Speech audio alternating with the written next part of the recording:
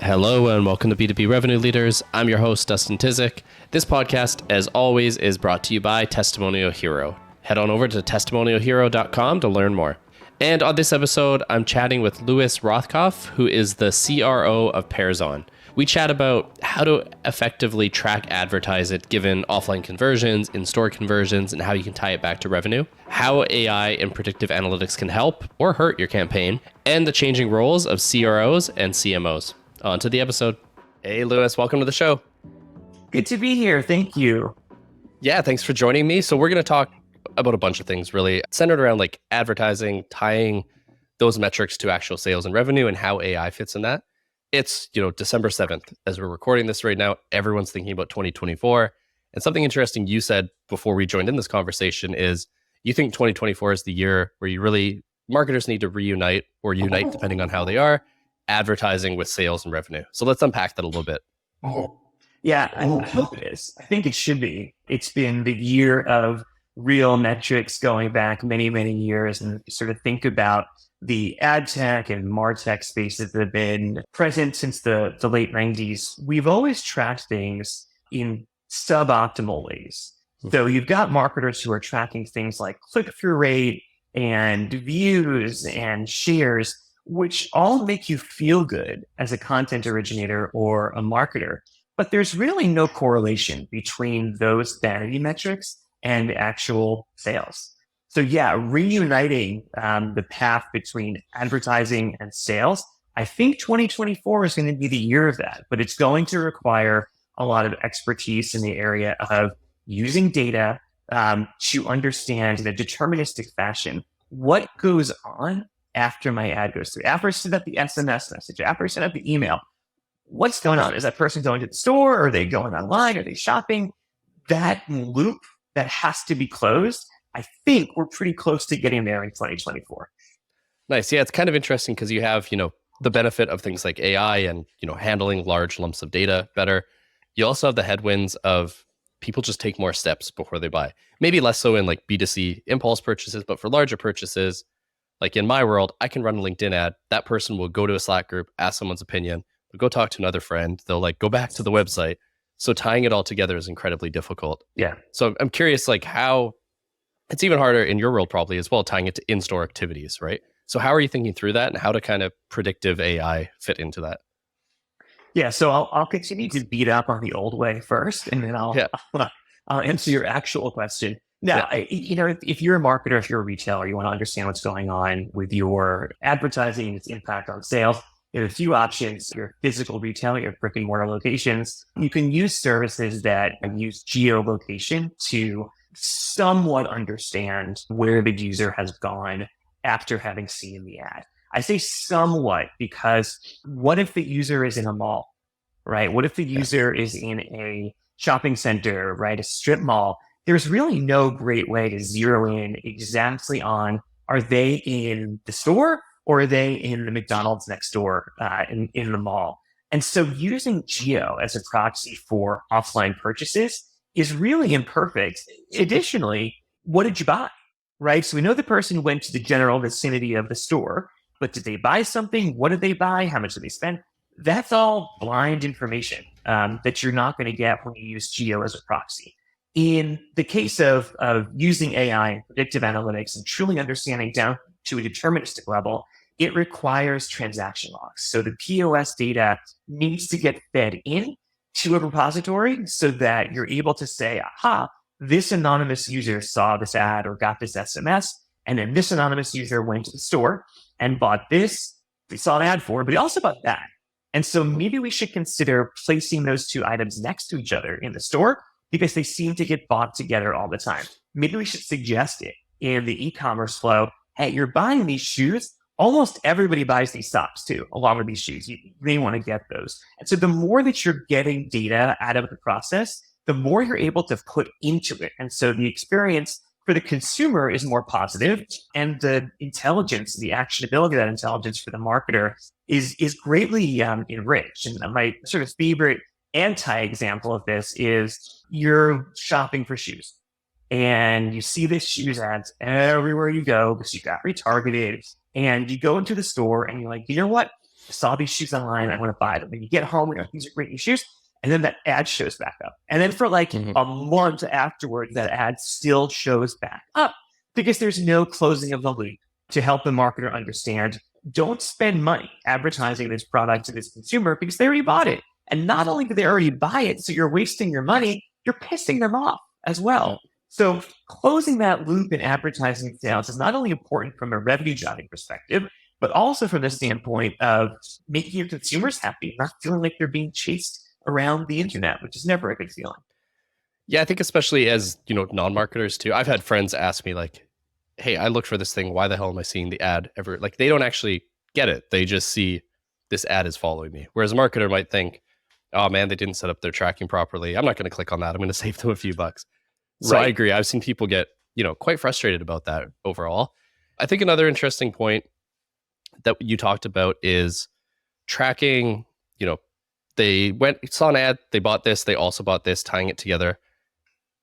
That can be really difficult in aggregate, I would imagine, yes. Right? Like it's easy on a one-off. So how is it an AI model you're using to do all that? Or how are you working through all the data? It's AI, and that's a great point. And, people ask us who our competitors are, and we joke, Excel is our competitor, right? So these are not brilliant new ideas that we've had. The brilliant idea is to automate the tedium, right? And sort of get marketers out of having 10 analysts and 100 spreadsheets and trying to go through and say, well, there's a correlation here to this product. And you sort of have to like almost be comfortable working in the matrix to pluck out those important insights and then act upon them versus, plug for us, we built a system that does that using artificial intelligence. So I think what AI is probably best at in the marketing context is taking things that used to be laborious, people intensive and imprecise, and using these machine learning algorithms to get out ahead of what it would take, weeks or months for your internal team to be able to draw.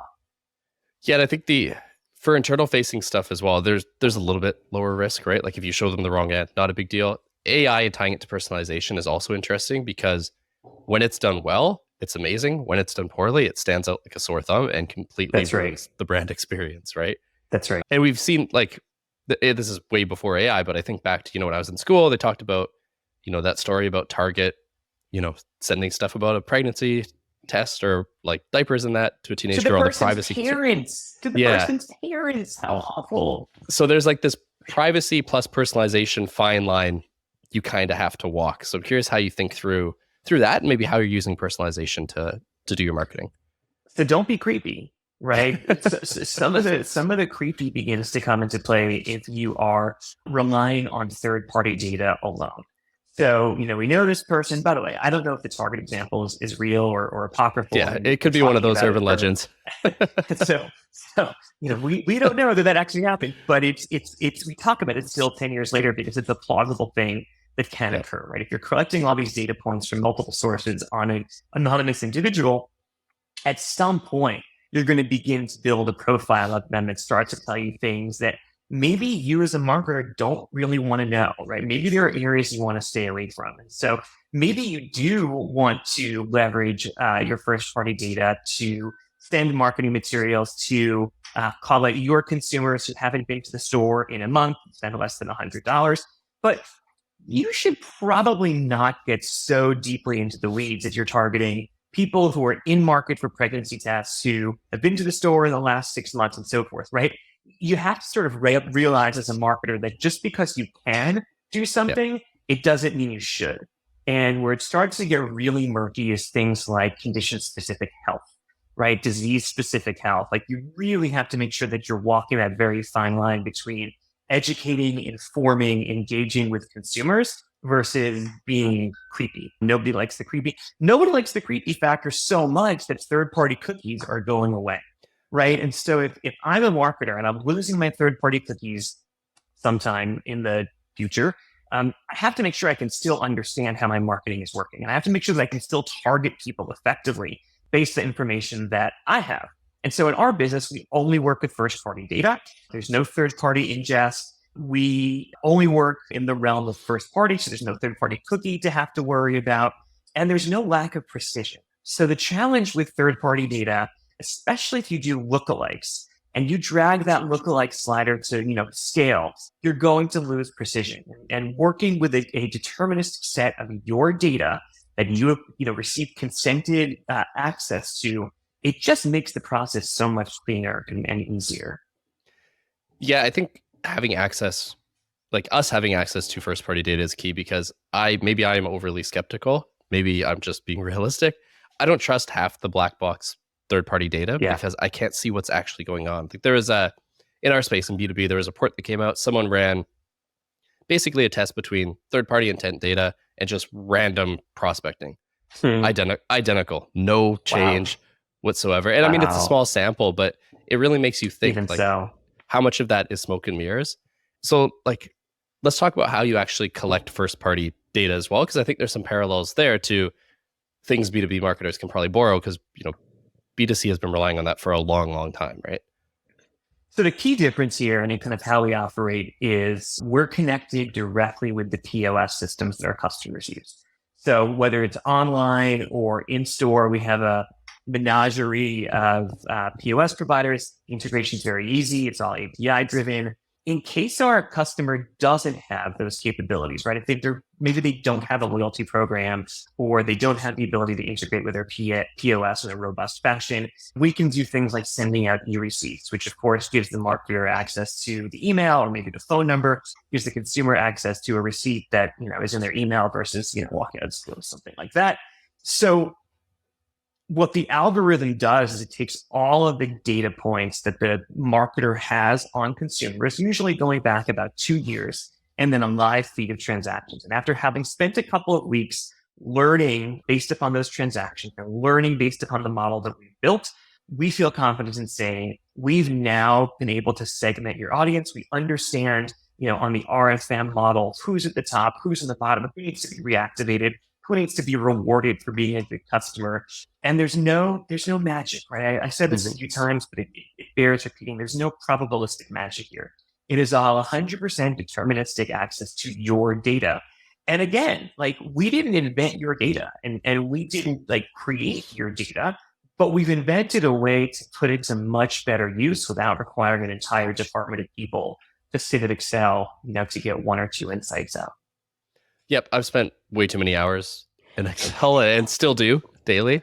So a love-hate relationship there for sure. So yeah, I think it kind of all goes back to using all of this for good and thinking about the customer.